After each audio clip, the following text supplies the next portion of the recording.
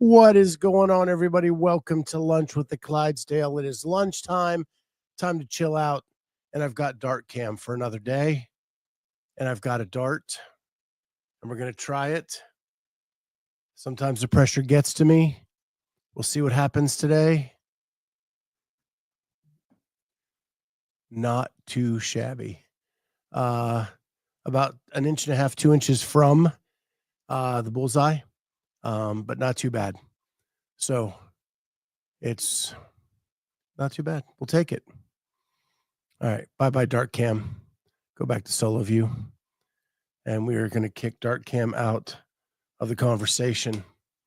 So what's going on, everybody? Fun times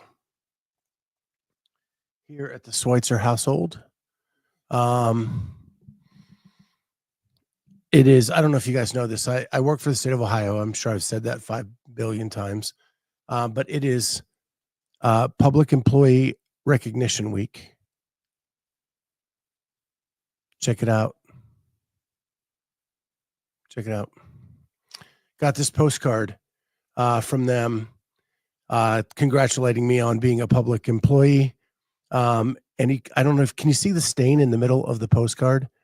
I think that's printed on there.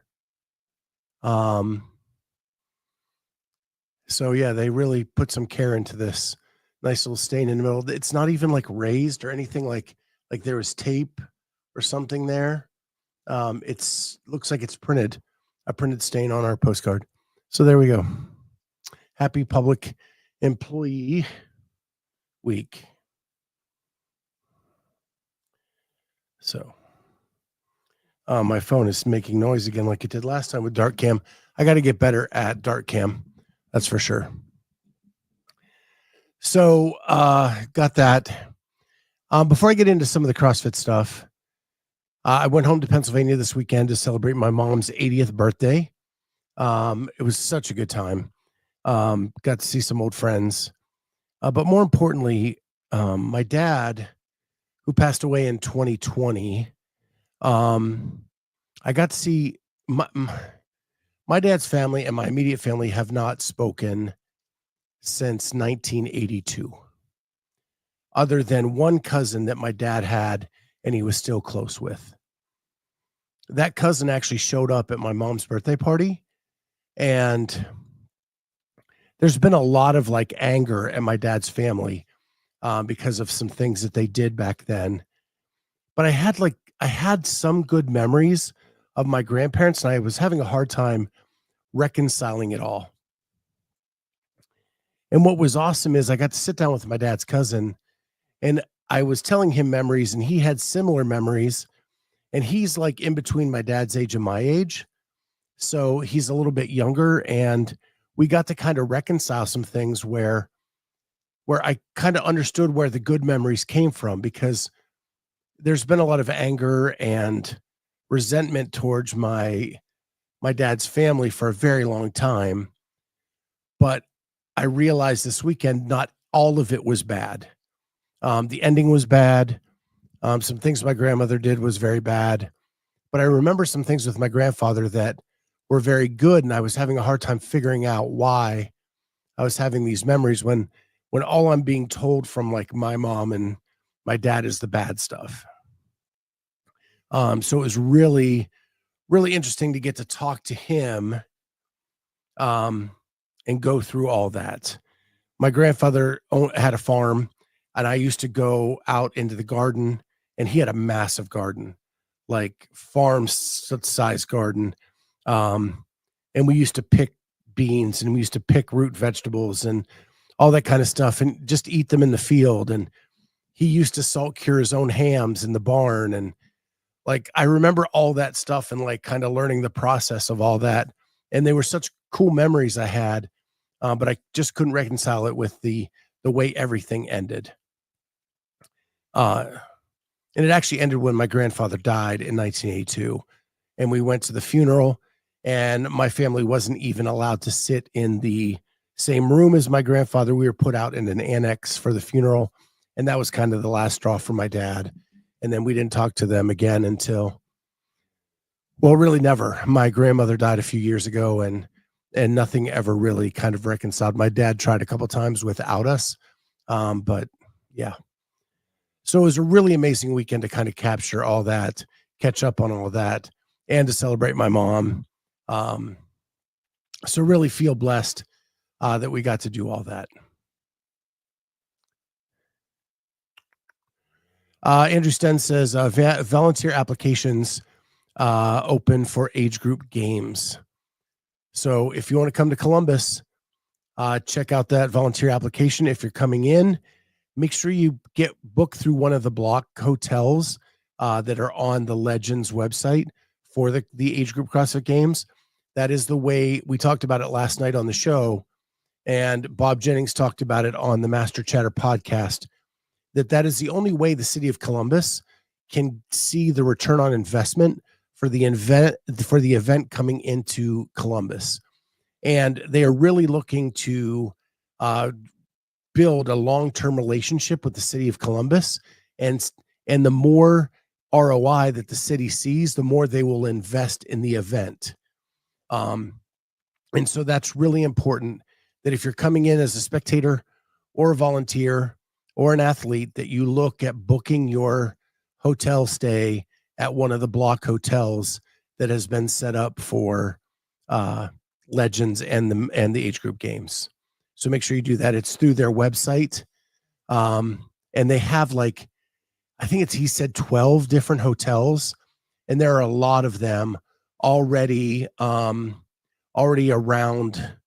There's 12 of them around the convention center, and they have different amenities. Some of them have full kitchens. Some of them are attached to the convention center. There's actually 2 hotels that are the Hilton and the Hyatt are both connected to the convention center, where you don't even have to go outside to go from your room to the convention center. And there's so much to do right around. You can walk to 30, 40 restaurants from the convention center or that area of the hotels. So it's really convenient. There's a Kroger just up the street, and the Whole Foods is a little bit of it you'd have to drive to. I know if you're into the Whole Foods thing, you'd have to drive a little way, but it is very walkable if you're just going to restaurants and they have all kinds of food, from super healthy to super unhealthy. So it's really good. Jay Birch already signed up, haven't done a hotel yet. Yeah, make sure you go through the block. That's super important to support the Age Group Games. And Jay Birch says, anyone looking at semifinal videos yet? I know the Savant podcast was looking at a lot last night. I had a hard time getting through that after we were done last night. I did a little bit this morning. I know they've already found a couple shuttle run discrepancies, maybe some round reporting discrepancies. So I'm sure some things will be adjusted. But we'll take a quick look at the leaderboard while we're sitting here.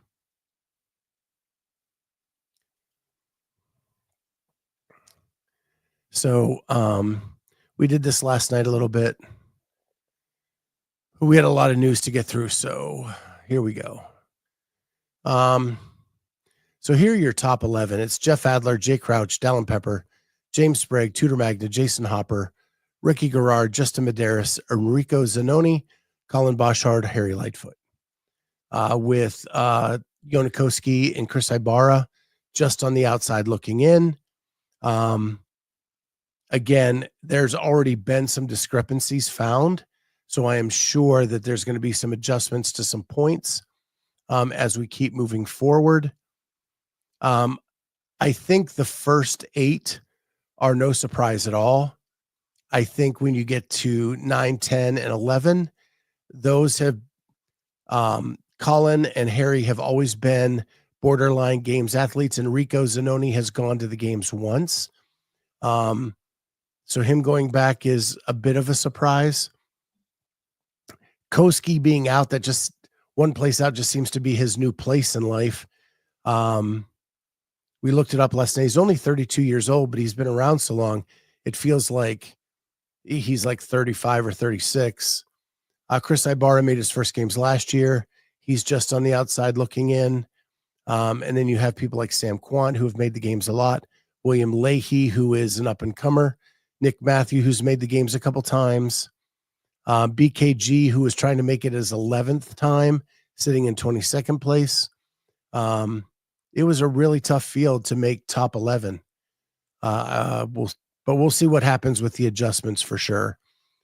What really, really, really complicates this is because this leaderboard does not close down for 2 weeks.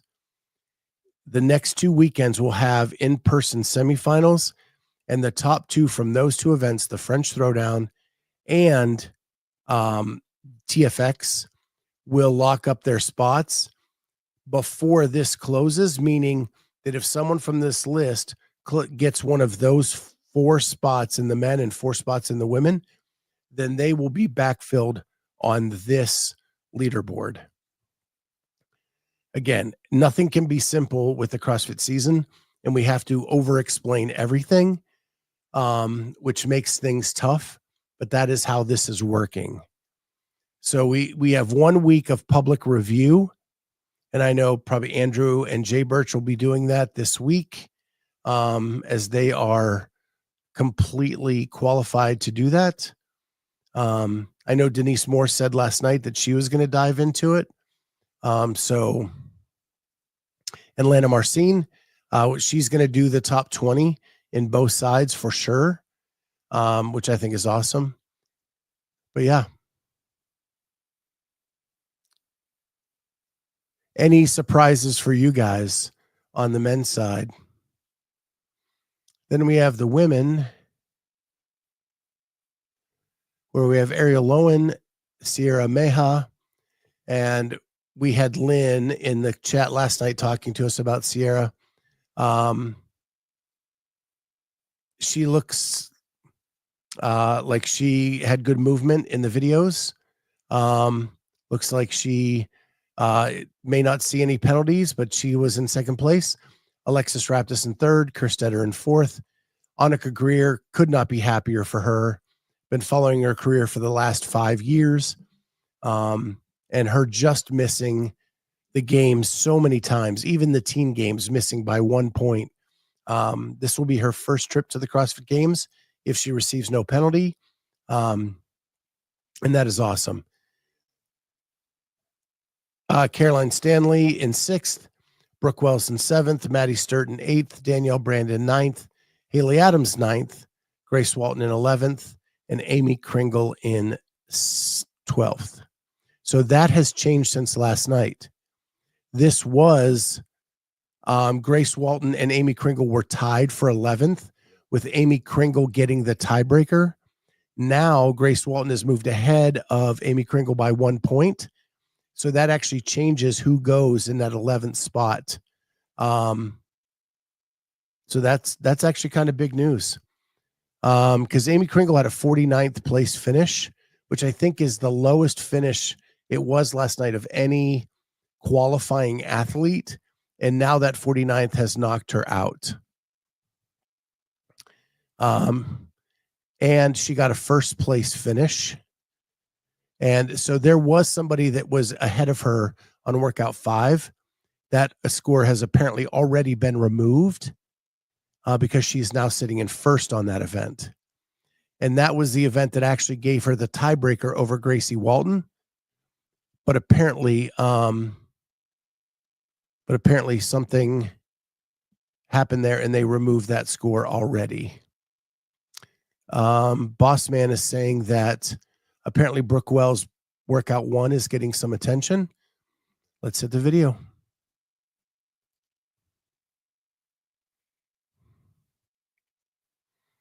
I see we have an AFJ member judging.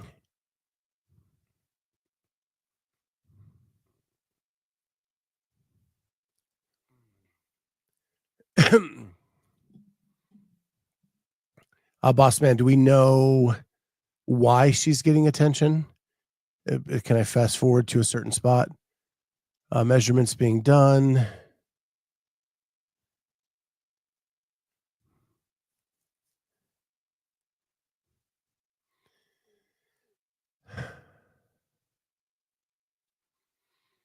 So one comment I have heard since last night is that all the proven videos are done at a very big distance, and the rig conveniently blocks some of the movements.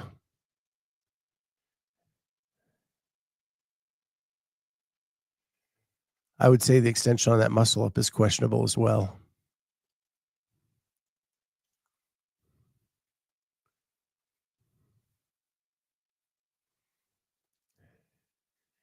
I know they have to keep everything in frame, but daggum.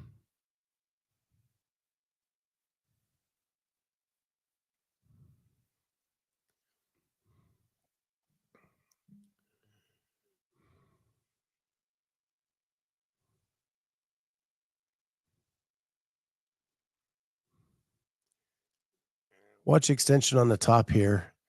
That hit quick, but man, that's fast. But I think she hit on those now that I've blown it up a little bit. We'll look at the squats.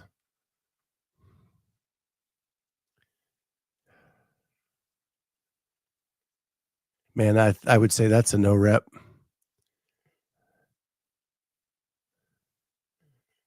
Probably one no rep in those 6. The first 3 were really, really iffy.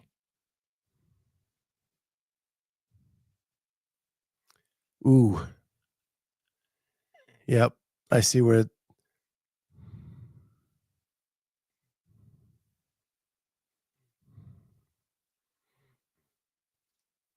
the later reps are better than the first reps, but man, I do not see her below parallel on those first 3 squats.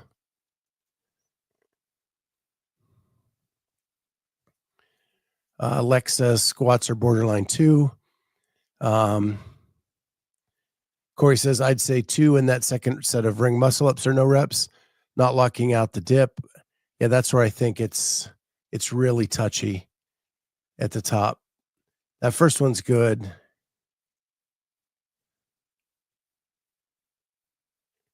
Those were better.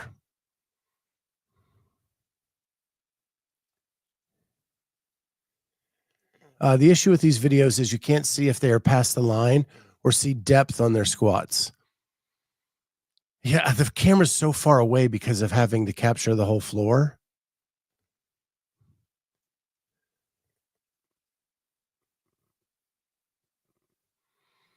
Andrew, I've actually blown up the video so it's easier to see each movement because the camera was so far away. I don't believe she's out of frame if I actually put it at the normal size, she'll be in frame. You can see there. But then it makes it harder to see any of the movements at that distance. Like that last muscle up was rough.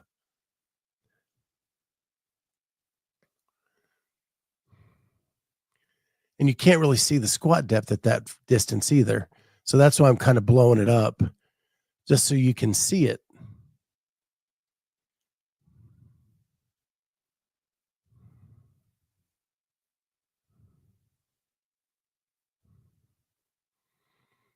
It's going to be interesting to see because I think there are definitely some questionable reps on this one. Does it have any 20 needs reviews already? And we found out last night that an email went out to the judges saying that they must put in a comment if they're going to do a downvote of needs review. So there you can see, Andrew, that you can see the handstand walk. And I didn't even have it fully out.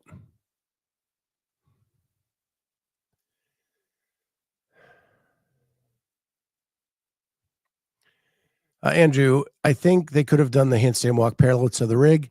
That would have allowed them to get closer. I don't disagree with you, but it's all going to depend on what room each gym has. And that's where doing it online, you have these variables that you can't control. When you give up the control of the floor plan and the distance and all of those things, you really give up a lot of control over this, and CrossFit's done that by making this an online event.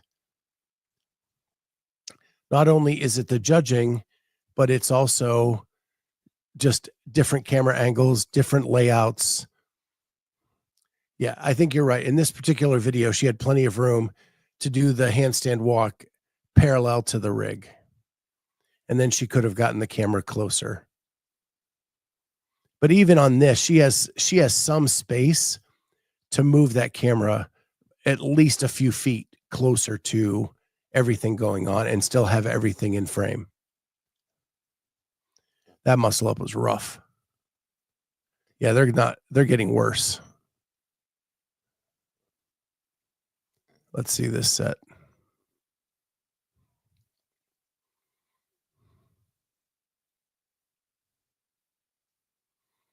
And Jay Birch corrected me. Even good votes have to have a comment.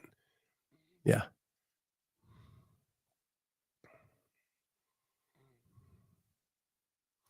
Yeah, that was not locked out. That not locked out.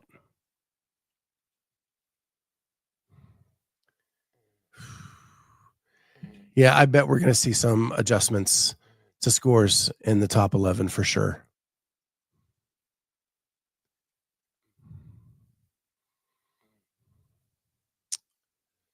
So, any surprises on the female side that we were going through? I was really, really bummed for Carolyn. She is such a good online competitor. I had her picked in my top 11. I really thought last night we were going to be celebrating her ticket to the games. She's such a great athlete. But again, we'll see what happens with all of these points adjustments. She has a long hill to climb, but you just never know. I also and her burpee. So Train to Live, whose burpees are you pointing out?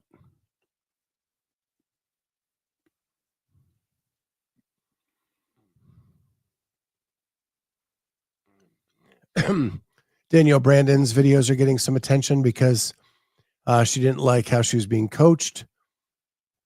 I think that's typical athlete that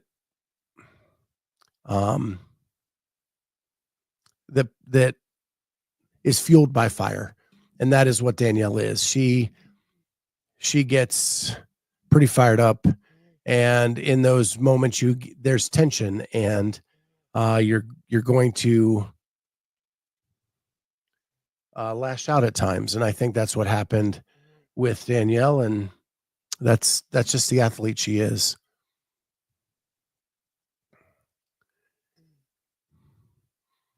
It's really funny though, because that they've already made an adjustment, because they've pretty much said that this week was the public review, and then public review would go down, and then CrossFit would make the change.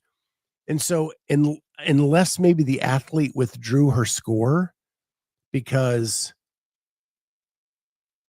and I think it would have been workout 5. What is workout 5? I'm just putting aerials on here so I can see what the workout is. So it's the row workout. And the toast bar.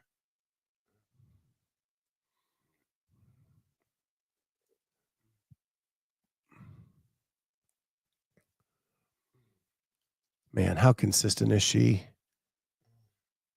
Those toast bar look beautiful. And the rope climbs. Those are all things that Ariel's good at. She didn't win any events. She won the overall semifinal at this point, but she just was consistent all weekend long, which was really good for her. And no needs review so far on this workout for her. But it's so cool to see what she's doing in like the second half of her career.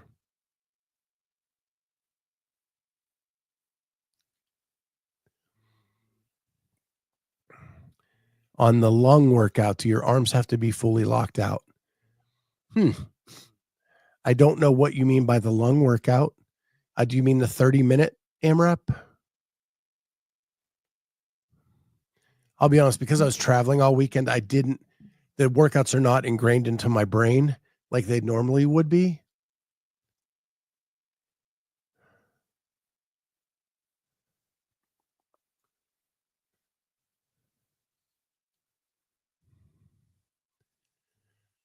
I can't imagine any movement in CrossFit where your arms don't have to be locked out. Overhead walking lunge. See, I don't think the standard generally in an overhead walking lunge is that you have to be locked out, but your dumbbells could not touch, and they have to remain above your head. But the stress and the tension on your arms to have a bent elbow would wear you down quickly. Did you see someone with the bent arm, Aaron? D. Reed, do you think the community judging will bring in a bias against certain athletes? Example being overly critical or overly easy on the standards.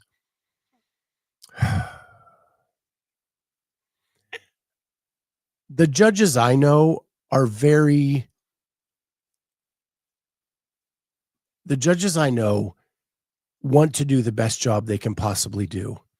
Where I do think the bias comes in is they will make sure they watch the videos of people that they don't think move well. More so than the people.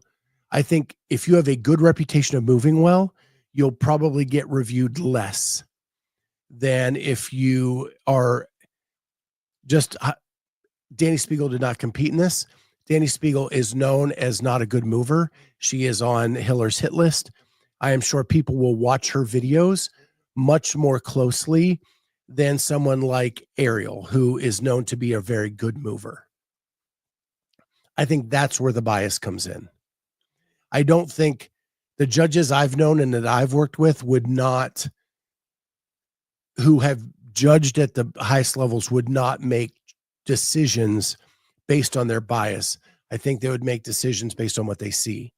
But I do think they would review known bad movers more than good movers. And when I was judging back in the late teens, like Brooke was known as a bad mover, especially when she went to the inverted position. We were basically told to watch for her technique. And even with other athletes, it was called the Brooke Wells move on the handstand push-up, where her hips were not fully extended and her butt would be up against the wall. We were told to look for that. She was known for that. So yeah, I think then people look for that more because that is their reputation. So Aaron says on Ricky's IG of that workout. Well, let's see his actual workout. Which workout was that?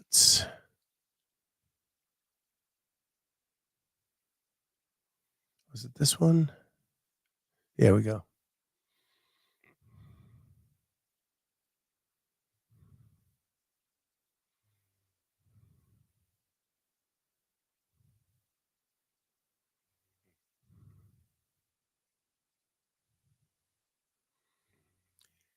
Yeah,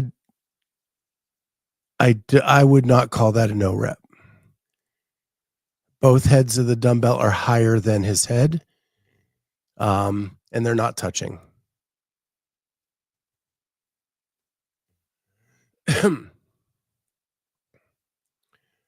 Yeah, I think the showed capacity thing has to have gone out the window at some point. Now we actually need to see the reps.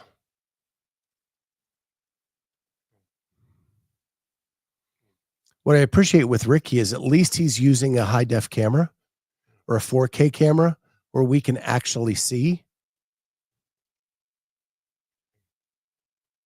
Yeah, I think D. Reed has it right. Ricky held dumbbells overhead that he did not touch, and he held them by the handles.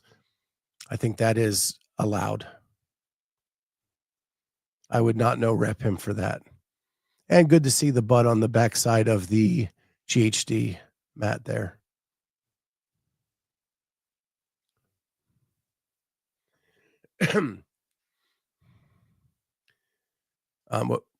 Sorry.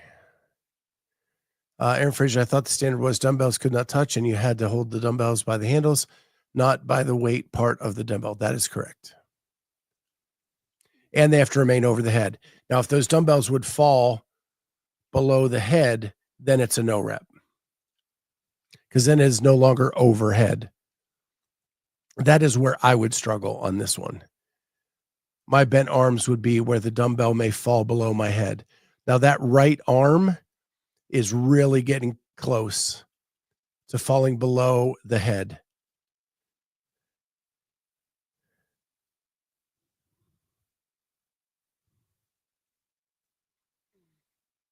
So I think that as this workout goes on, that is something that will need to be watched on Ricky is his right arm is getting more and more bent. And if the heads of the dumbbell fall below, see that right arm left as we're looking at it, is getting really close to getting below his head.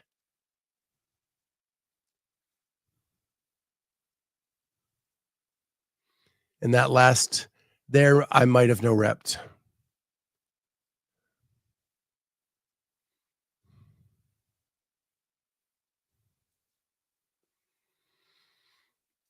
So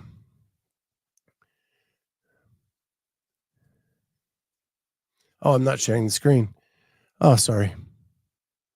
Yeah, that might help.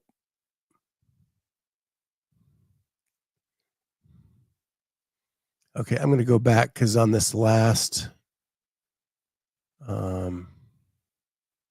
here we go. Now, if you look as he gets to the end of this, look how that left arm is falling below the head.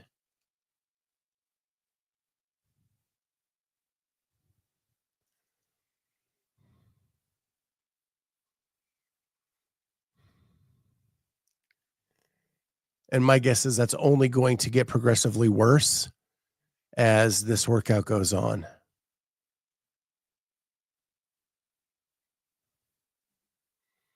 Here's his next set of, and watch this arm and that dumbbell head, and that's really close going down.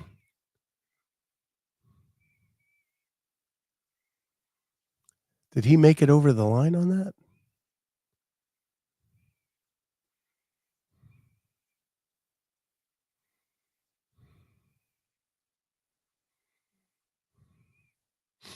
So here he is coming back.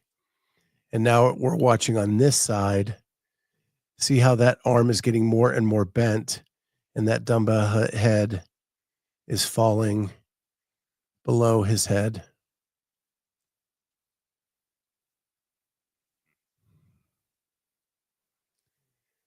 And does he not have to cross this line? Oh, it steps. That's right. That's right. Sorry. Again, on the road this weekend. I've been on the road 9 days out of the last 12 or 13. I am ready to be home. But yeah, so that's what we're looking at. It looks like there is a good chance we're going to get some adjustments. Just looking at some of these videos.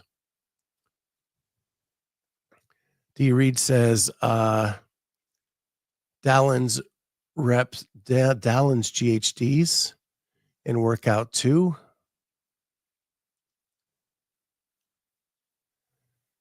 All right, I'll share that screen.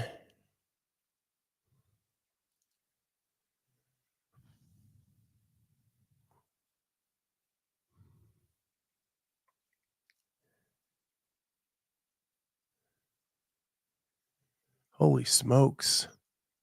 How can you even see that?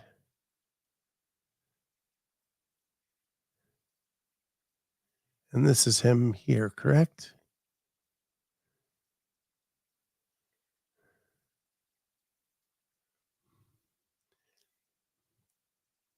Wow, his dumbbells are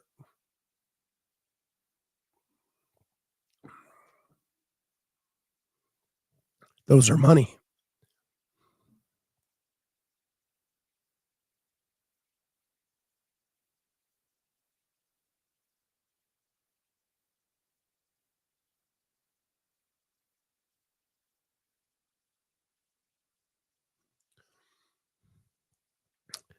Back on Ricky, Bossman says those dumbbells are not overhead. That's a no-go for me. Sorry, not sorry. Yeah, I have to agree with you.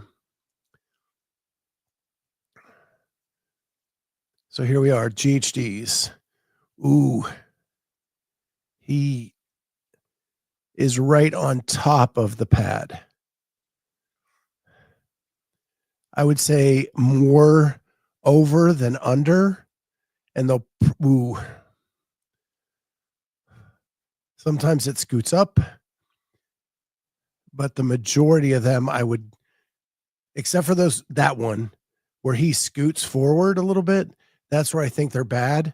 And I think he'll get a handful of no reps on that.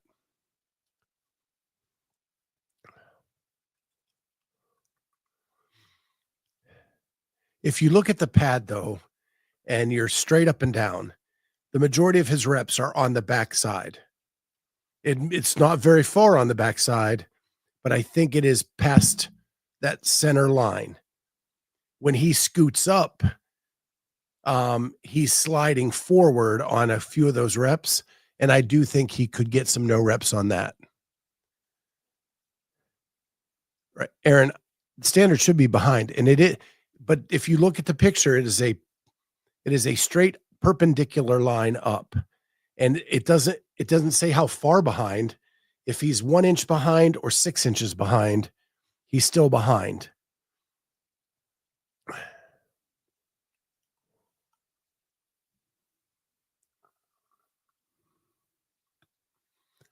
So I think like those are okay. It's when those where he slides forward because he's so close to the line, those are forward.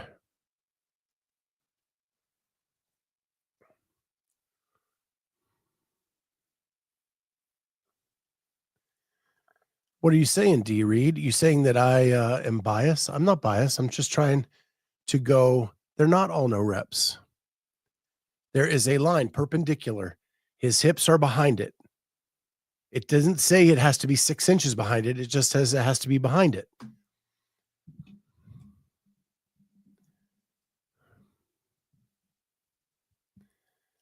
Now, when he scoots forward on a couple of those, he goes over that perpendicular line, and then it is a no rep.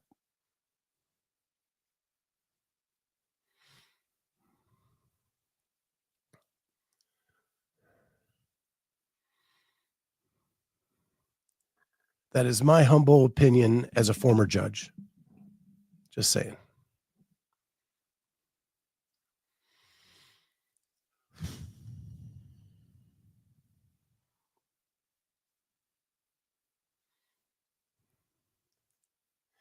I think he is flirting with the line, and when he scoots forward, he loses the line. When he stays behind it, he's fine.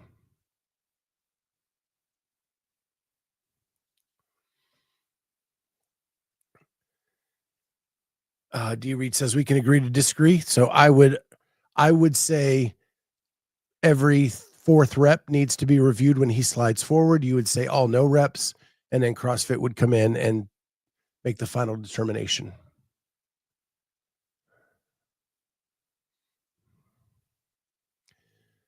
On a related topic, Dallin is freaking huge.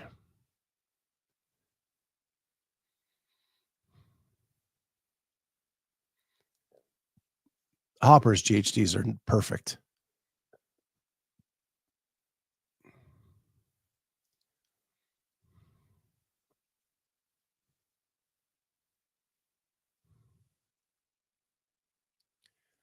Right. See, T-Bird says it. Common no reps, setting up with the hips in front of the middle of the pad. He does not get to the front of the middle unless he slides forward. When he is staying his typical GHD sit-up, he is behind the line, barely, but he is behind it.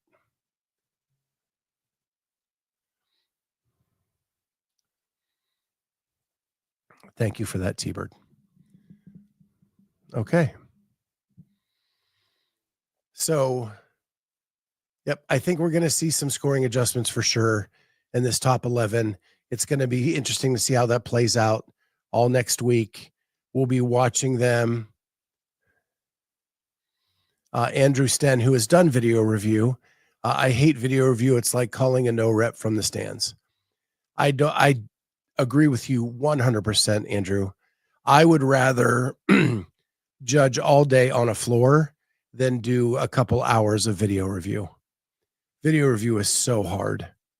Every angle is different. There's no standardization. You can't slow it down. You can't pause it if you're doing it correctly. And if I have this at normal size, this is nearly impossible to see those GHD sit-ups.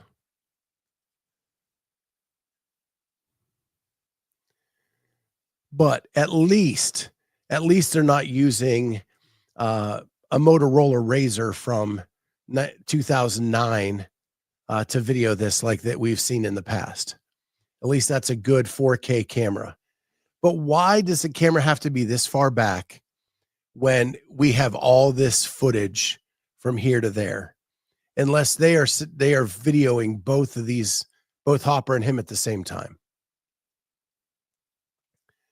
So I wonder what Hopper's video submission, if it's the same one.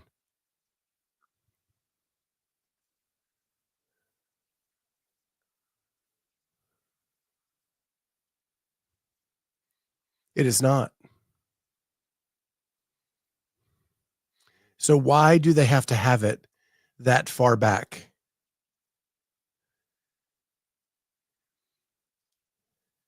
They stop their steps way up here. You could move that camera to here and still get everything. So there's no need to be that far away unless you're trying to hide something.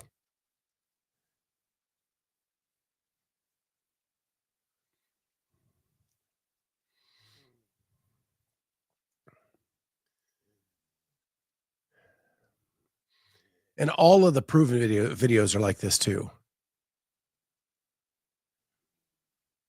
Andrew says to make it harder to see the GHD reps, it's on purpose.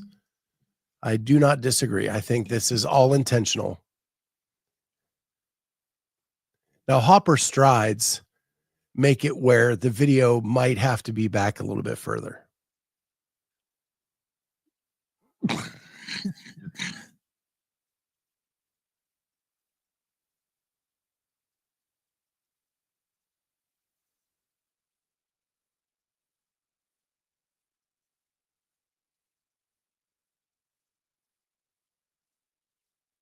Corey, it's not the same camera.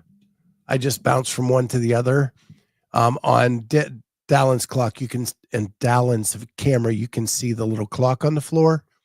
You cannot see that on this video. This one, they're relying on this clock all the way back here.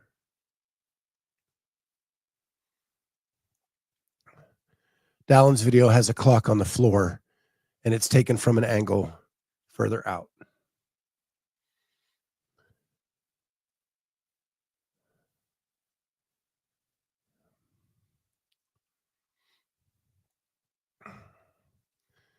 Andrew says, since the lunges are for steps and not for distance, the camera can be on the opposite side of the GHD. The GHD is the most important part to judge. That is correct.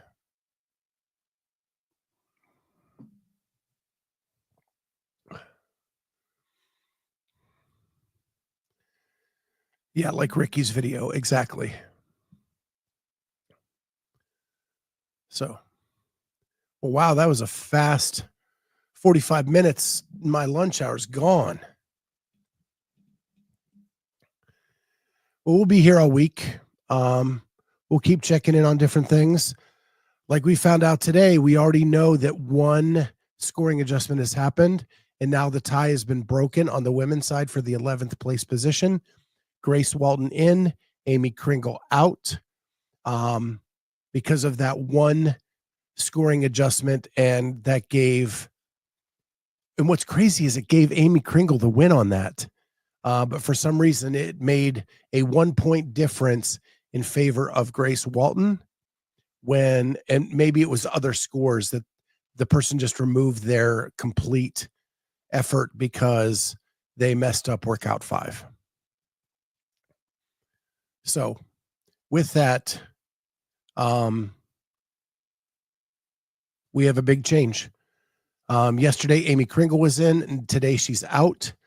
Grace Walton was out. Now she's in, but I'm sure there's going to be more shakeup as we go forward. We saw the Brooke Wells video. Let's see what CrossFit does there. Though there's many suspect reps during that video, and I'm not trying to pick on anybody. That's just who we kind of looked at today to kind of get a trend as to what was happening. And with that, guys, time for you knuckleheads to get back to work. I'm going to get back to work as well. And we'll be back on Wednesday with Lunch with Clydesdale. Tomorrow, my wife is having her second knee surgery. So I will be out of pocket for tomorrow. But we'll be back on Wednesday. Let everybody know how that went. And we'll see if the leaderboard has changed at all since now. Talk to you all then. Bye, guys. If I can find the right button, which I never can find.